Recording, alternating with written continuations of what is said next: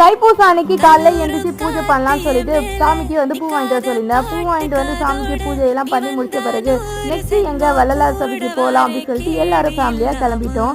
இன்னைக்கு முருகனுக்கு ரொம்ப உகந்த நாள் தைப்பூசம் அன்னைக்கு. அவருக்கும் இன்னைக்கு விரதம் இருந்து நம்ம சாமி கும்பிட்டா ரொம்ப நல்லது.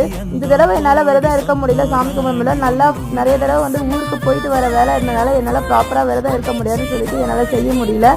இன்னொரு விசேஷம் வள்ளலார் கோயில் சபையில் நமக்கு ஜோதி காட்டுவாங்க. இன்னைக்கு தான் வள்ளலார் ஒளியானாரு அப்படிங்கிறதுனால அன்னைக்கு வள்ளலார் கோயிலில் ரொம்ப விசேஷமாக இருக்கும்.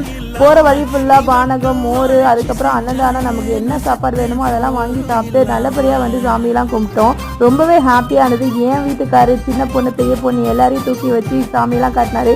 எனக்கு என்னோட சின்ன வயசு ஞாபகம் தான் இருந்தது. கிட்டத்தட்ட ஒரு 10-15 வருஷத்துக்கு முன்னாடி நான் இந்த கோயிலுக்கு வந்திருந்தேன். சின்ன வயசு இருக்கும். அதுக்கப்புறம் இப்போ தான் வரேன். ரொம்ப ஹாப்பியானது. கடைத்தெருவில் வாங்க வேண்டிய பொருளாக வாங்கிட்டு வீட்டுக்கு வந்துட்டோம். நெக்ஸ்ட்